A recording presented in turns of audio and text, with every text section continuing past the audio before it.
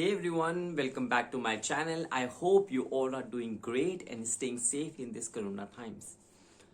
I'm your trainer Arun Chauhan and today I'm back again with another video. This video is going to be about the speaking section. A lot of people come to me and they ask me how we can practice in IELTS speaking at home. And when I ask them what you are doing for practice, they only end up saying me that, they talk to some people and practice the cue cards. Friends, you need to understand this thing. Your IELTS speaking is just not only about cue cards. It's not that you answer a cue card properly and you will be getting, very good bands in the IELTS examination. Your IELTS examination is also having, this it's divided into three sections. The section 1 in which you talk about the normal questions like about you, about your family, about your friends, the general topics. Then comes the second part, that is where cue card, which people are already practicing. And the third part is questions based on the cue card. So what happens, people, when you practice only the cue card, you are leaving the other questions out in the open. Now, what you can do is, when you go back home and you just see the notebook, you prepare your cue card and you talk to your friends or your family and they just give you a feedback, okay, fine, this was okay. Now just understand this thing. What happens when you answer a cue card? They hear it up for 2 minutes or 3 minutes and they start giving you feedback. So when they give you feedback and say, like, for example, I say, like, Brian, at this particular point, you did not see the right pronunciation of this word. The point is, I cannot recall that particular sentence because I was nervous at that time or I was speaking too quick. So how do you trace these mistakes? So there are two things which I'm going to talk about today. The first one of them is voice recording. Why is voice recording so important? Even if some of you have appeared for the IELTS examination before, they might be knowing this fact that whenever you are giving the IELTS test, there's a camcorder which the examiner uses and he records the complete conversation. Now this conversation is recorded for the reason that if you later wish to review your bands, this conversation can be heard and you can be marked accordingly. Now, if at home you're practicing, you should use the same strategy. What is going to happen in the real IELTS examination? If you are saying a cue card and someone else is listening, make sure that you use the camcorder of your phone and you're recording everything. So what is the benefit of doing such thing? Once you are done with your cue card, just hit with the play button and try to hear what you just spoke 2 minutes, 2 minutes or 3 minutes back. Now you can hear everything crystal clear what you just said. Now you can recognize and identify the places where you got stuck. Alright, where there was some stammering or where you used too much fillers or where there was like a huge gap or where you couldn't say the right pronunciation. Now using this activity only you can identify your errors. There is no other thing using which you can identify all your errors. Like if I'm using a friend and he's listening to me, I'm saying the cue card, he can identify some errors for that particular time, all the errors that he could identify. Alright, there might be some places he might have skipped and say, like, during the conversation he thought, okay, fine, I'll say Arun, this particular point was incorrect. But when he starts giving the feedback, that particular point slips from his mind. So that point is gone, that point is never corrected. So what happens, you go in the examination with the same thing. So, but now the examination is seeing everything, is recording everything. So you might lose marks over there.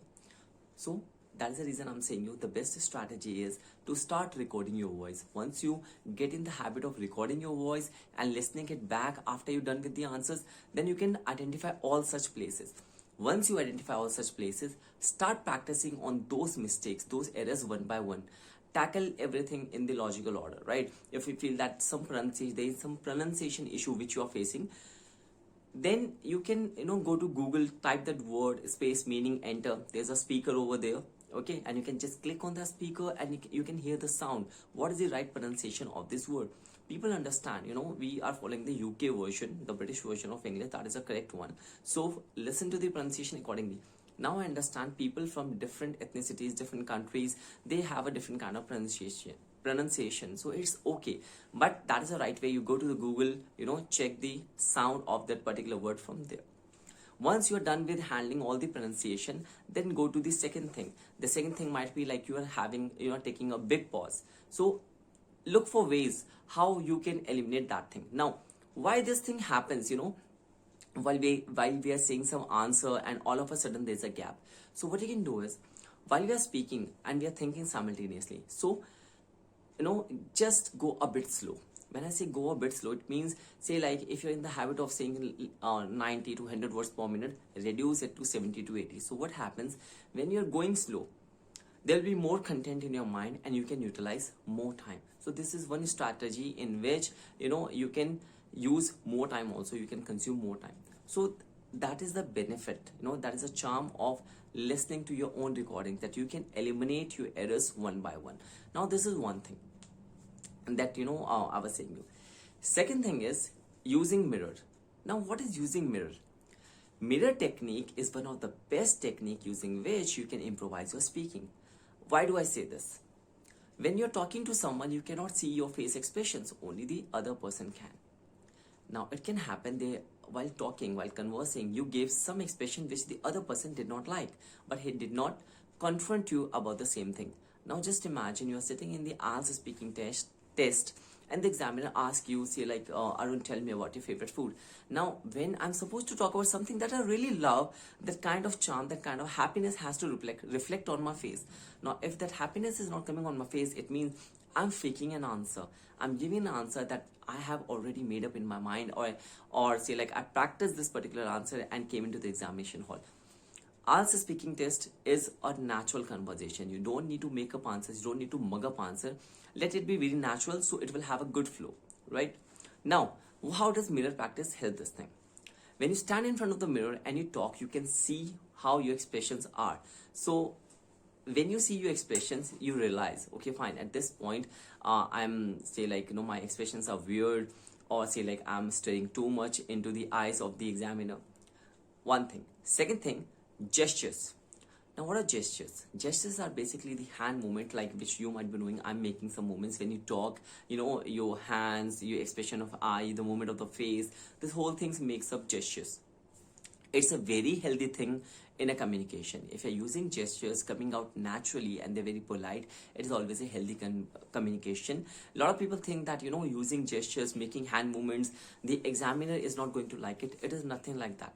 The only thing is, when you sit in front of the table, don't start say, like, banging on the table, putting your fingers and making some music.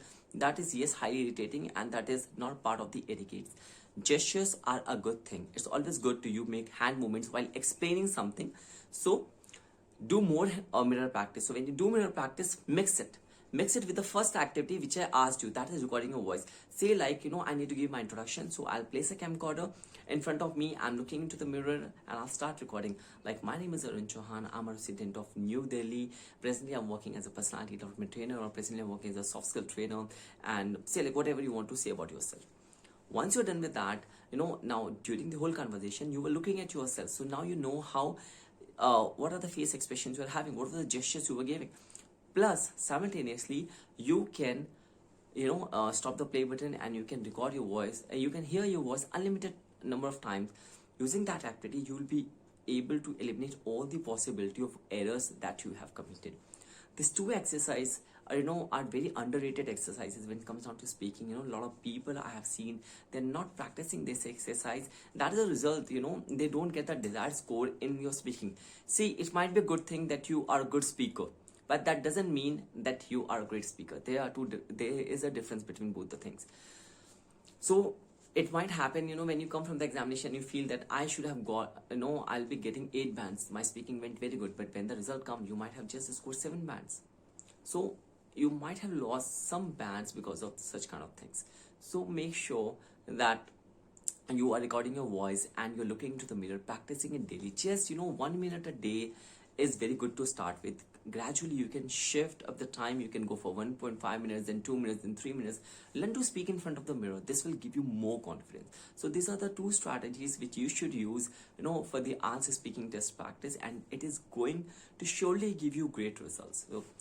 So these are the 2 techniques which I wanted to talk to you about in this particular video. In my further videos, I'm coming up with more strategies, more techniques about writing, for reading, listening as well. So those who have not subscribed my channel, subscribe my channel. If any one of you is facing any kind of problem in, say, like, IELTS speaking, any of the 4 modules, say, like speaking, reading, listening, writing, please feel free to write me down in the comment section, or you can also email me at ieltswitharun@gmail.com. I'll be happy to help you. I'm also taking online classes. If someone is interested, you can contact me.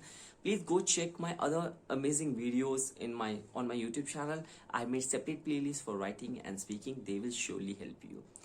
So this is all about today. Thank you so much for hearing me out. Stay safe and all the best for examination.